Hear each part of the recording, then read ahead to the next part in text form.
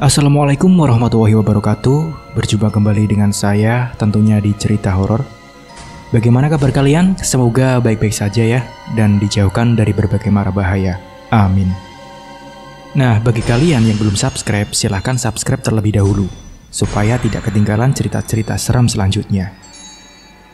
Nah, di video kali ini saya akan membawakan cerita.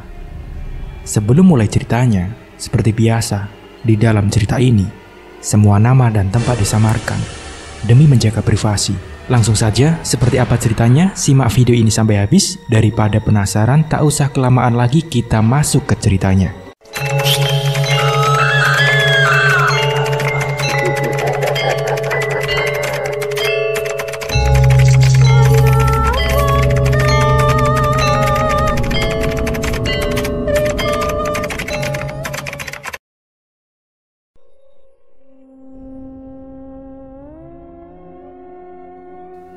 Di kesempatan kali ini, saya ingin menceritakan kisah tentang seorang narasumber. Sebut saja namanya Pak Dandi. Pak Dandi dengan istri dan anaknya satu, yang waktu itu masih berusia 11 tahun. Untuk masalah perekonomian, sebenarnya bisa dibilang cukup. Namun ada satu hal yang membuat Pak Dandi kelimpungan dengan keadaan. Yang saat itu, anak satu-satunya yang bernama Arya selalu merengek meminta sesuatu yang lebih seperti teman-teman yang lainnya.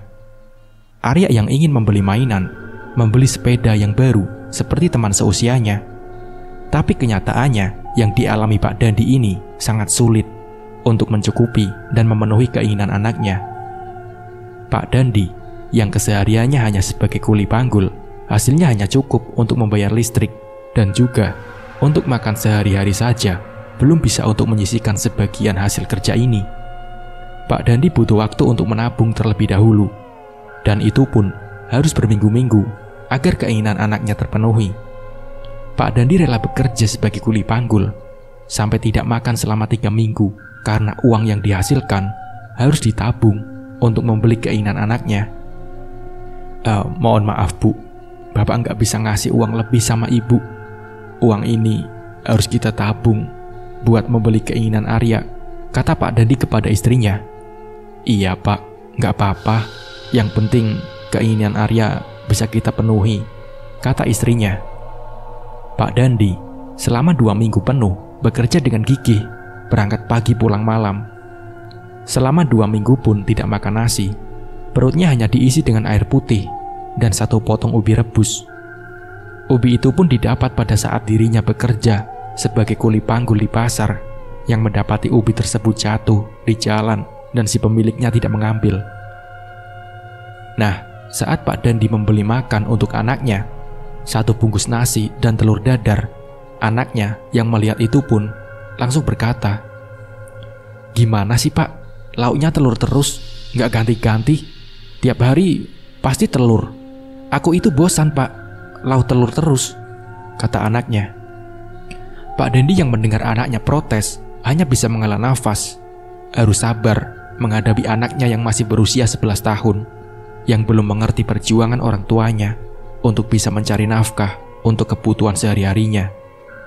Arya yang taunya hanya main, dan main, tak bisa dipungkiri kalau Pak Dandi sebenarnya sudah sangat capek menghadapi kehidupan yang serba kekurangan. Arya yang sudah berusia 11 tahun, sudah saatnya usia sekian untuk dikitan. Teman-temannya Arya pun hampir semuanya sudah melakukan kitan. Apalagi pada saat kitan mendapatkan banyak sumbangan dari teman-temannya. Sementara Arya yang belum kitan merengek kepada orang tuanya untuk segera dikitan. "Pak, Arya pengen dikitan, terus nanti mendapatkan uang dari teman-teman Arya, dan uang itu nantinya buat beli sepeda Pak," kata Arya kepada bapaknya. Istrinya Pak Dandi yang mendengar itu pun mencoba untuk menasihati. "Iya nak, nanti ya kalau uangnya sudah terkumpul," kata ibunya. Kapan Bu? Teman-teman Arya itu sudah pada dikitan dan mendapatkan uang banyak Bu," kata Arya kepada ibunya. Pak Dandi mengelus dada, mencoba untuk berpikir harus bagaimana lagi untuk mendapatkan uang lebih untuk bisa mengkitankan anaknya dan juga untuk menyewa layos. Sementara keadaan perekonomian Pak Dandi hanya cukup untuk sehari-hari saja. Namun Pak Dandi tak boleh menyerah begitu saja. Perjuangan Pak Dandi sampai setengah tahun lamanya, dan Arya selalu dinasehati sama orang tuanya untuk sabar. Sabar ya nak, nanti kalau uangnya sudah kumpul, nanti bapak bisa sewa layos dan mengkitankan kamu Arya. Pak Dandi mengumpulkan uang dari hasil kuli panggulnya untuk kitan anaknya. Sampai saat usianya Arya sudah 12 tahun, Arya akhirnya dikitan. Hajatan kitan akhirnya terpenuhi dan mengundang tetangga. Sementara Arya mengundang teman-temannya. Arya yang menerima uang dari sumbangan para tetangga dan teman-temannya sangat senang sekali, dan uang itu pun dibelikan sepeda untuk berangkat sekolah. Setengah tahun telah berlalu. Arya yang sudah kelas 6 menginginkan untuk melanjutkan ke jenjang sekolah menengah pertama. Pak Dandi yang mendapati anaknya ingin melanjutkan sekolah pun semakin bingung, karena pada masa itu para tetangga umumnya hanya lulusan SD, hanya anak-anak orang kaya yang melanjutkan ke jenjang SMP.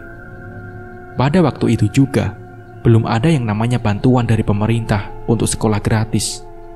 Waktu itu Pak Dandi beserta istrinya kalang kabut, bingung harus bagaimana. Arya yang selalu merengek ingin melanjutkan sekolah tanpa melihat kondisi perekonomian keluarganya. Keadaannya benar-benar membuat Pak Dandi tidak bisa untuk libur bekerja. Kondisi keluarganya Pak Dandi yang selalu meremehkan, sementara dari kondisi istrinya tidak ada satupun keluarga yang bisa membantu mengangkat derajatnya. Pak Dandi harus bisa putar otak untuk mendapatkan uang. Pada saat Pak Dandi ke pasar, Pak Dandi ini ketemu dengan salah satu orang di tempat dia bekerja menjadi kuli panggul. Dia bertemu dengan kawan lamanya yang keadaannya sudah jauh lebih baik dibandingkan dengan dulu saat terakhir bertemu. Sebut saja namanya Pak Tony. Mereka berdua mengobrol dan Pak Dandi sempat menanyakan, "Gimana kabar kamu, Ton?" Kata Pak Dandi. Saya baik-baik saja kok," jawab Tony. Sekarang kamu sudah mendingan gak seperti dulu ya?" Kata Pak Dandi lagi. "Iya, sekarang saya sudah punya mobil, sudah sukses, dan saya pun sudah buka cabang di pasar ini, di tempat kamu bekerja," kata Tony. "Wah, hebat kamu, Ton. Tempat kamu di mana?" kata Dandi. "Itu ada di dalam yang rokoknya berwarna merah." "Oh ya, nanti kamu ke sana ya, dan saya minta tolong kamu bawakan barang ke toko seberang jalan," suruh Tony ke Dandi. "Oke, siap Ton. Tapi ngomong-ngomong, kamu bisa kayak gini gimana ceritanya, Ton?" kata Dandi. "Dulu kan kamu juga kayak saya, cuma kuli serabutan. Kamu juga gak sekolah. Dulu kita juga cuman main di sawah, tapi kami sekarang kok bisa kayak gini," ucap Tony. "Bagaimana caranya jadi sukses, Ton? Ajarin aku dong biar saya bisa kayak kamu. Soalnya saya ini lagi bingung. Anak saya mau sekolah, Ton. Tapi kayak gini keadaannya.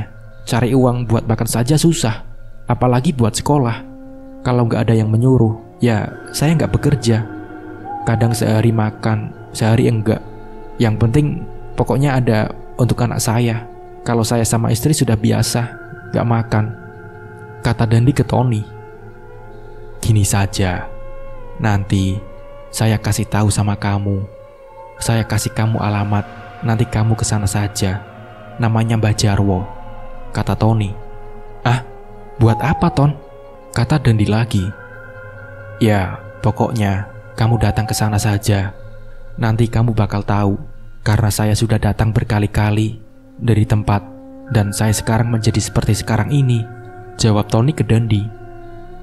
3 hari setelahnya, Pak Dandi bercerita ke istrinya.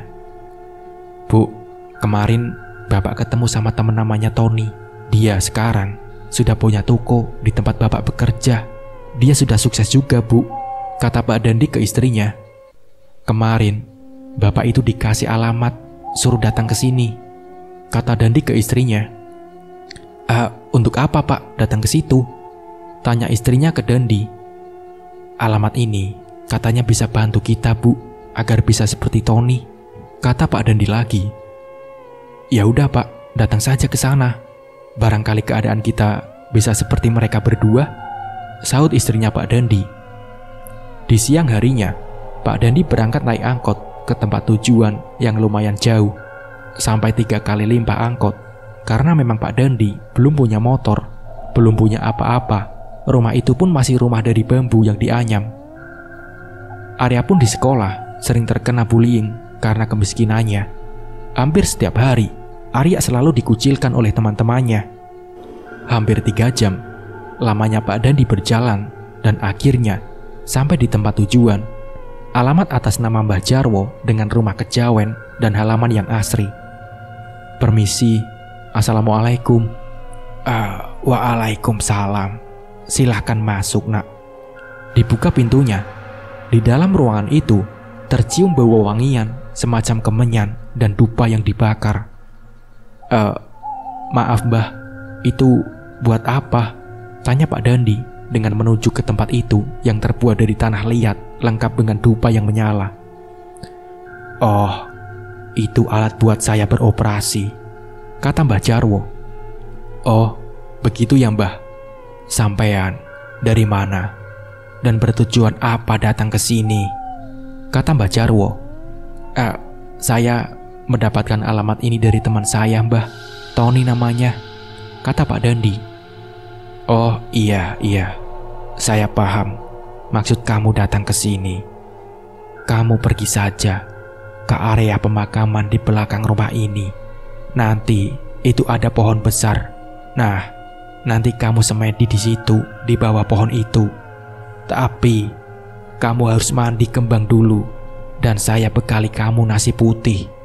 Pokoknya kamu harus puasa putih beberapa hari, suruh Mbah Jarwo. Terus semedinya berapa lama Mbah? Tanya Pak Dandi. Nanti kamu bakal tahu sendiri berapa hari. Kira-kira jam 4 sore Pak Dandi disuruh mandi kembang. Kamu mandi dulu sana. Kemarin sudah saya siapkan karena saya sudah tahu. Karena Pak Tony juga sudah datang ke sini kemarin 2 hari sebelum kamu ke sini. Kayaknya dia tahu kalau kamu itu mau ke sini, suruh Mbah Jarwo lagi. Kurang lebih 1 jam Pak Dandi mandi kembang. Sekitar jam 5 sore Pak Dandi diajak ke salah satu tempat. Di situ memang ada pohon besar. Di pohon besar itu kamu semedi. Nanti saya datang lagi untuk ngasih kamu makan dan menjemputmu untuk pulang, suruh Mbah Jarwo. Kurang lebih 13 hari Pak Dandi baru didatangi oleh sosok yang sangat aneh. Sosok yang sangat aneh yang tidak pernah dijumpai seumur hidupnya.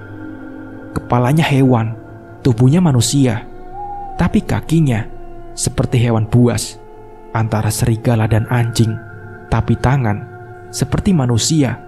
Dan yang lebih anehnya lagi, sosok tersebut bisa bicara. Kamu sudah selesai ritual. Kamu tinggal sujud saja di hadapanku. Nanti akan kupenuhi permintaanmu, kata sosok itu. Pak Dandi yang kelewat polos langsung mengikuti apa yang disampaikan oleh sosok tersebut. Setelah bersujud, sosok itu hilang seketika, entah pergi kemana. Tak berselang lama, Mbah Jarwo datang menghampiri Pak Dandi. Selamat sampean, sudah sukses. Dan pesan saya nanti, setiap tahun jangan lupa akan ada harganya. Apapun yang berharga, bagi sampean jangan pernah merasa kehilangan, kata Mbah Jarwo. Maksudnya gimana Mbah? Tanya Pak Dandi. Gini Pak, sampean pengen kaya kan? Sampean pengen jadi orang hebat, pasti ada imbalannya. Ada tumbal di baliknya. Tidak ada sesuatu yang dicari secara gratis, secara mudah, tanpa ada tumbal di baliknya. Pokoknya, pesan Mbah sama kamu, nanti kalau kamu sudah sukses, jangan lupa ada harga yang harus kamu terima sebagai ganti rugi kamu menjadi orang yang hebat, orang yang kaya raya, ucap Mbah Jarwo. Pak Dandi hanya mengiyakan saja apa pesan Mbah Jarwo tersebut. Setelah ritual itu selesai, Pak Dandi pulang menemui istrinya dan menceritakan apa yang dialami selama dia ritual. Maksudnya harga yang harus dibayar itu gimana Pak? Kata istrinya. Bapak juga kurang tahu, Bu, apa maksud dari harga yang harus dibayar. Pokoknya setiap tahun kalau kita sudah kaya itu harus ada harga yang harus kita sarahkan, jawab Pak Dandi ke istrinya. Ya sudah, Pak, jalani saja.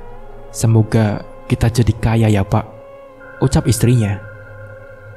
1 bulan kemudian, kuli panggul yang biasanya dikerjakan oleh Pak Dandi setiap hari tiada hentinya. Pak Dandi bekerja terus sampai pada dia inisiatif untuk buka usaha untuk istrinya, yaitu buka toko kelontong kecil-kecilan. Toko kelontong itu bisa berkembang pesat, yang tadinya cuma gorengan, jajanan anak-anak, sekarang berubah menjadi seperti toko kelontong yang sempurna. Ada sabun, ada gula, ada beras, dan yang lainnya.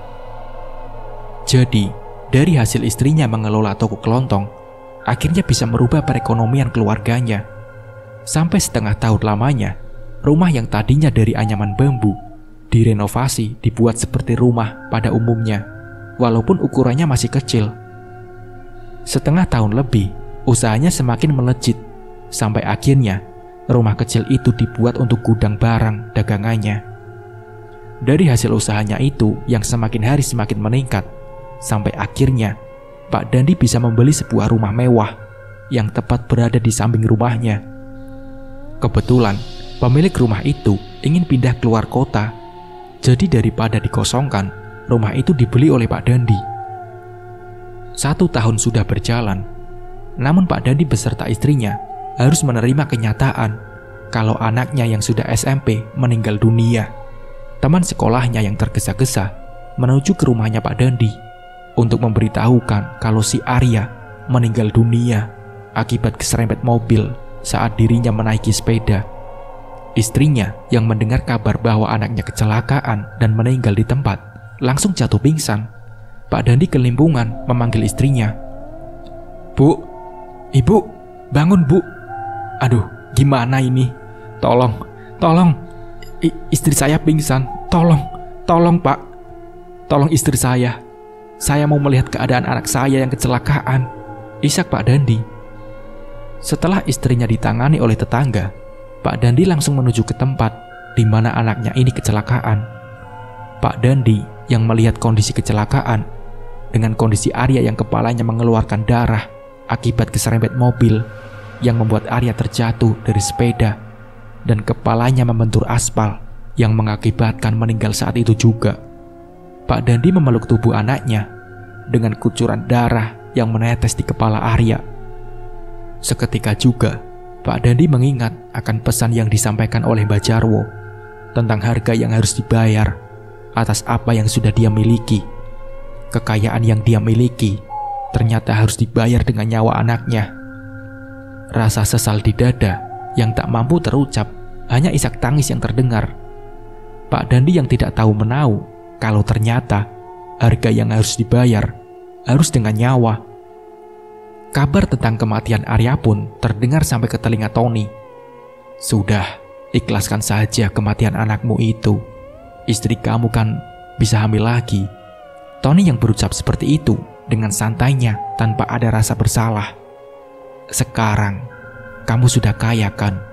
Nikmati kekayaanmu itu dan hidupmu akan tentram. Kan sudah kaya, kata Tony ke Dandi. Apa katamu? Kamu tahu jika anakku yang akan jadi tumbalnya? Kata Dandi teriak. Tenang dulu dan tenang. Saya pertama kali datang ke Mbah Jarwo belum ada 1 tahun. Hanya 1 minggu setelah saya melakukan ritual, anak dan istrinya saya meninggal dunia. Tapi setelah itu usaha saya begitu luar biasa dan saya menikah lagi, kata Tony ke Dandi. Tega banget kamu, Ton, menjerumuskan saya ke lembah pesugihan, teriak Dandi ke Tony. Sedangkan pada saat pemakaman, isak tangis dari istrinya Pak Dandi sangat memilukan. Pak Dandi yang sangat menyesal dengan apa yang sudah dia lakukan. Untuk apa memiliki kekayaan yang banyak, tapi anak satu-satunya yang dia miliki meninggal akibat ulahnya sendiri. Pak, apa maksudmu, Pak? Apa maksudmu menumbalkan anakku? Aku dengar semua omonganmu dengan Tony. Isak tangis terus terdengar, sementara kondisi istrinya Pak Dandi sudah tidak memungkinkan hamil lagi. Apakah Bapak akan seperti ini terus? Akan menjadikan ibu ini sebagai tumbal, dan Bapak akan menikah lagi? Bentak istrinya ke Pak Dandi. Besok kita nanya ke Pak Kiai, bagaimana caranya agar kita bisa melepaskan perjanjian dengan iblis ini, kata Pak Dandi ke istrinya. Di keesokan harinya, sepasang suami istri ini mendatangi Pak Kiai. Mereka berangkat dengan sepeda motornya. Setelah sampai, dia mengucapkan salam. Assalamualaikum. Waalaikumsalam. Silahkan duduk dulu. Pak Dandi dan istrinya duduk di hadapan Pak Kiai dan mengungkapkan apa yang diinginkan dan diungkapkannya oleh istrinya Pak Dandi. Pak, mohon maaf, saya mengganggu waktu Pak Kiai. Saya mau minta tolong sama Pak Kiai. Mungkin Pak Kiai juga sudah dengar pertengkaran tadi. Saya minta tolong, bantu saya agar saya bisa lepas dari persekutuan iblis. Karena saya sudah tidak mau lagi menerima hal yang tidak saya inginkan, Pak. Tolong saya. Bagaimana caranya? Tolong didik saya, bimbing saya, Pak. Pinta istrinya Pak Dandi. Insya Allah, saya akan bantu sampean. Tapi nanti malam akan saya ajarkan bagaimana caranya agar sampean bisa melepaskan dari persekutuan itu. Tapi mohon maaf, iblis itu tidak mudah untuk melepaskan mangsanya, melepaskan orang-orang yang sudah terjerumus ke hal yang seperti itu, ucap Pak Kiai. Terus bagaimana, Pak? Tanya Pak Dandi ke Pak Kiai. Mulai nanti malam, saya akan ajarkan bagaimana caranya, jawab Pak Kiai. Nah, singkat ceritanya, setelah doa Yasin tahlil di rumahnya Pak Dandi selesai, di antara kerumunan para orang-orang yang mendoakan almarhum Arya, Pak Kiai dengan ditemani santrinya, Pak Dandi dan istrinya ini melanjutkan cara agar terlepas dari persekutuan dengan iblis. Pak Dandi, mohon maaf, yang pertama yang harus Bapak lakukan yaitu melakukan sholat tobat, termasuk ibu juga, kata Pak Kiai. Gimana caranya sholat tobat, Pak? Kata istrinya Pak Dandi. Nanti biar saya sama santri saya yang bimbing Pak Dandi sama ibu, dan harus dilaksanakan secepatnya. Tapi sebelumnya Bapak sama ibu harus mandi besar dulu. Kenapa saya minta seperti itu? Bukan air wudhu saja. Barangkali hadas besar itu masih ada, masih melekat di dalam tubuh Bapak Ibu. Soalnya kita mau menghadapkan diri kepada Sang Pencipta harus dalam keadaan suci dan bersih seperti kita dilahirkan dulu. Dan juga saat nanti Pak Dandi sama ibu sujud, tolong meminta ampunlah. Mintalah dalam keadaan sujud. Mintalah dalam keadaan sujud selama mungkin, sebanyak-banyaknya. Bapak mengingat apa yang sudah Bapak lakukan. Kesalahan apa, mintalah ampun kepada Allah, kata Pak Kiai. Iya Pak Kiai, dulu saya juga pernah sujud sama sosok yang aneh itu, Pak, kata Pak Dandi. Saya tahu. Sudahlah, itu sudah masa lalu. Yang penting nanti setelah sholat taubat itu dilaksanakan, nanti kita melakukan sholat yang tujuannya untuk terhindar dari bala, terhindar dari namanya gangguan setan, iblis, ataupun agar kita bisa terlepas dari persekutuan itu, terlepas dari ancaman, karena tidak akan mudah lepas begitu saja. Mungkin nanti saya sama para santri saya mencoba untuk membantu Pak Dandi sama ibu. Barangkali ada sosok gaib, yaitu iblis yang datang mengambil dan menarik badan kalian.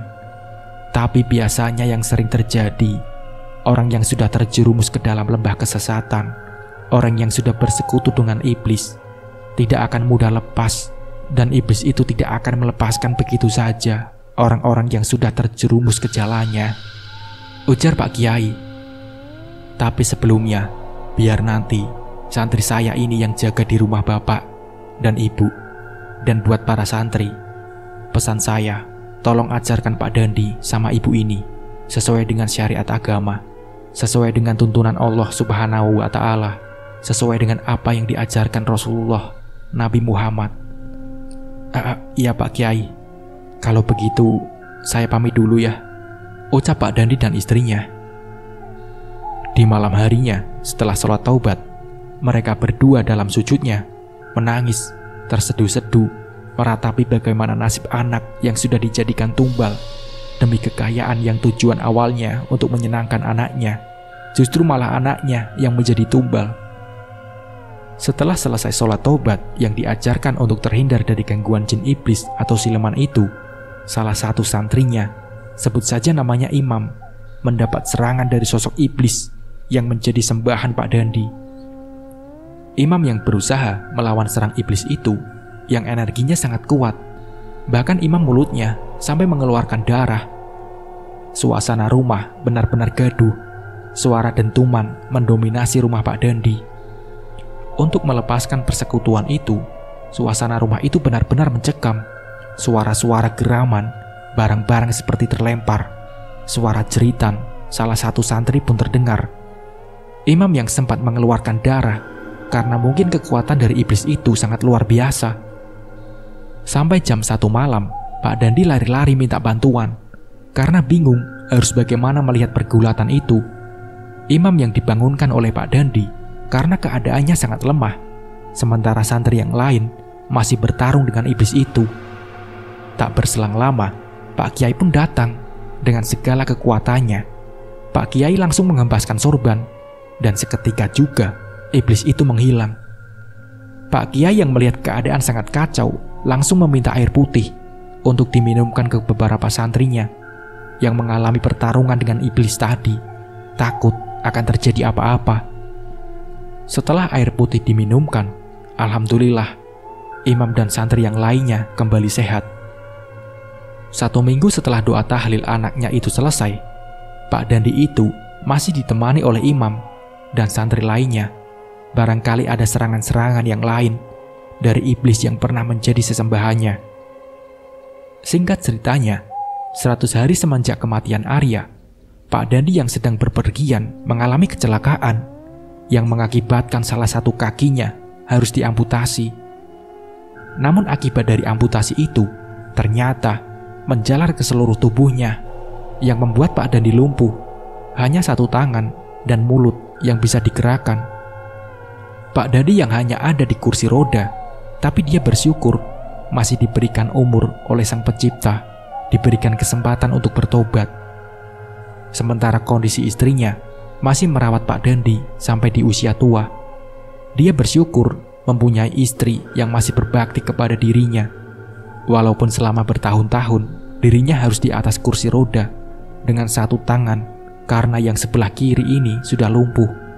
Dari kekayaan yang dia miliki, dia sudah berusaha mencari agar sakitnya bisa sembuh, tapi tidak ada yang bisa menyembuhkan. Namun Pak Dandi masih bersyukur masih diberikan nafas untuk bertakwa, beribadah kepada Allah. Dia terima keadaan dirinya yang harus di atas kursi roda selama bertahun-tahun. Ia terima dan bersyukur walaupun dalam keadaan seperti itu, dia tidak mengeluh sedikit pun. Karena yang paling penting, dia sudah lepas dari jerat iblis itu, walaupun nanti dia tidak tahu bagaimana di akhirat. Pak Dandi hanya pasrah. Semoga Allah Subhanahu wa Ta'ala mengampuni dosa-dosanya. Nah, dari cerita ini kita bisa ambil pelajarannya. Ketika kita lepas dari perjanjian iblis, tidak akan melupakan begitu saja. Pasti ada timbal balik di setiap usaha manusia yang pernah bersekutu dengan iblis. Tidak akan mudah, tidak segampang kaya bertobat. Mungkin ada hal yang harus diterima. Mungkin manusia itu akan menerima azab dan hidup di dunia dalam bentuk kesakitan. Nah, seperti itulah ceritanya. Semoga dari kisah ini kita bisa mengambil hikmah dan pembelajarannya. Mungkin cukup sekian dari saya. Wassalamualaikum warahmatullahi wabarakatuh.